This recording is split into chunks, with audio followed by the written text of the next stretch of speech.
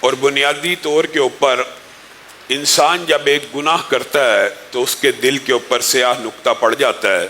وہ سیاہ نقطہ ایک گناہ دوسرے گناہ کو آسان کرتا ہے اور ایک نقطہ دوسرا نقطہ لے کے آتا ہے. آہستہ آہستہ پورا دل کالا سیاہ ہو جاتا ہے. اسی طرح ایک نیکی دوسری نیکی کو آسان کرتی ہے. ایک نیکی دوسری نیکی کا رستہ بھی دکھاتی ہے اور دوسری نیکی کو آسان بھی کر دیتی ہے. جس طرح گناہوں کو کھینچتے ہیں نیکیاں نیکیوں کو کھینچتی ہیں. اسی وجہ سے کبھی کبھی گناہوں کی کثرت کی وجہ سے دل بیمار پڑ جاتے ہیں.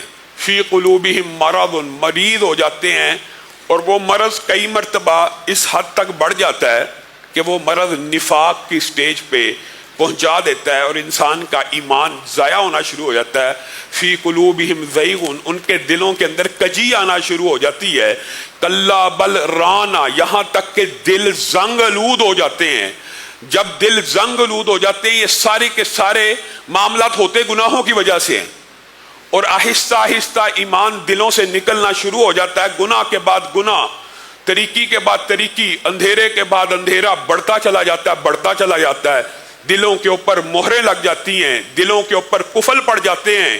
افلا یتدبرون القرآن ام علی قلوب اقفالها، دل قفل، ایسے دل لاک ہو جاتے ہیں، اور یہ لاک اور یہ قفل اور یہ تالے کھولنے کی ایک ہی چابی ہے، اور وہ چابی استغفار ہے، وہ چابی توبہ ہے. بندہ توبہ کرتا ہے، تالا کھل گیا. یہاں تک کہ ایسی کیفیت بھی نعوذ باللہ آ جاتی ہے کہ حاتم اللہ علی قلوبہم، دلوں کے اوپر پھر اللہ تالوں کے بعد آپ کے عام مشاہدے کی بات ہے، سمجھنے کی، غور و فکر صرف کرنے کی ضرورت ہے. قرآن کی آیات سمجھ آ جائیں گی. تالا لگتا ہے کئی مرتبہ، کسی دروازے کو تالا لگانے کے بعد محکمے والے آتے ہیں اور اس کے اوپر کیا لگا جاتے ہیں؟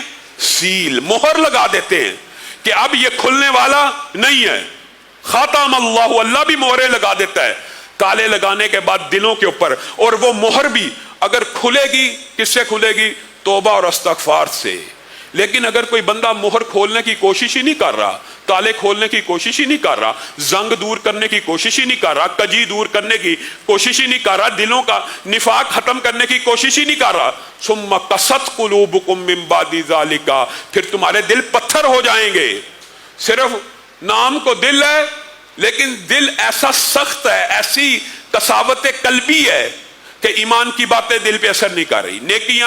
نیکیوں کی طرف دل راغب نہیں ہو رہے، برائیوں کے پیچھے دل بھاگ رہے ہیں. اور یہ ساری کی ساری دلوں کی بیماریاں، اس کے لیے وہی نسخہ کیمی ہے، وہی دیرینہ بیماری، وہی نامحکمی دل کی، علاج اس کا وہی آب نشاط انگیز ہے ساقی. یہ قرآن پاک کے اندر علاج لکھا ہوا ہے. استغفار کرو، چند آنسوؤں کا نذرانہ پیش کر دو، اللہ کی بارگاہ میں آ جاؤ. تمہیں شیطان نے، ابلیس نے کیسا وسوسہ ڈالا، اور شیطان اور ابلیس ایسے وسوسے ڈالتا ہے. ایک نیکی چھڑواتا ہے تو دوسری نیکی کیسے چھڑواتا ہے؟ اور یار یہ تو میں کرتا نہیں تو اس کا کیا فائدہ، وہ تو میں کرتا نہیں تو اس کا کیا فائدہ، وہ تو میں کرتا نہیں تو اس کا کیا فائدہ، داڑھی تو رکھی نہیں، نماز کا کیا فائدہ. یہ شیطان ابلیس کا بہت بڑا وسوسہ ہے جو آپ کو ڈالتا ہے. اور دوسرا وسوسہ یہ بھی ڈالتا ہے، اتنے گناہ کر لیے ہیں. اور یہ جو معاذ اللہ محاورے معاشرے میں کئی مرتبہ بنے ہوتے ہیں، یہ بھی کئی مرتبہ کسی کے اوپر صادق آ بھی جائیں تو آ جائیں، 900 چوہے کھا کے بلی حج کو چلی، اس طرح کے محاورے بنائے جاتے ہیں. لو جی، یہ حقیقت ہے کہ لوگوں کو چکر دینے سے، لوگوں کو چکر پہ چکر دے کے خانہ کعبہ کے چکر کاٹنے سے گناہ معاف نہیں ہوتے. یہ بھی بات درست ہے، لیکن کیا گناہ معاف ہی نہیں ہوتے؟ یہ شیطان نے آپ کو مغالطہ ڈالا ہوا ہے. آج یہ مغالطہ کلیئر کرنے کی ضرورت ہے. شرح صدر سے آپ کو بتا رہا ہوں، آپ نے ساری زندگی علماء سے یہی سنا، اور یہ حقیقت ہے. حقوق العباد معاف نہیں ہوتے، نہیں ہوتے معاف جب تک آپ اس کا حق واپس نہ لوٹائیں. لیکن ایک بندہ حق لٹانا چاہتا ہے، ایک بندہ حق لٹانا چاہتا ہے، کیا اس کا بھی معاف نہیں ہوگا؟ یہ آپ کو شیطان نے وسوسہ ڈالا ہوا ہے. ایک بندہ کسی کو حق اس کا واپس دینا چاہتا ہے، اس کے پیسے حقیقت میں دل سے واپس دینا چاہتا ہے، اور ایسی صورت بن گئی ہے کہ واپس نہیں کر سکا یا اس کے وارثین نہیں تو اب گناہ معاف ہی نہیں. یہ شیطان کا وسوسہ ہے. حقیقت میں کسی کی حق تلفی کی ہے, دل میں احساس ندامت آ گیا ہے, اب وہ حق لٹانے کا متلاشی ہے, پھر بھی گناہ معاف نہیں. یہ کسی مولوی نے آپ کو غلط سبق پڑھایا ہوا ہے, اور یہ میں اپنی طرف سے نہیں کہہ رہا.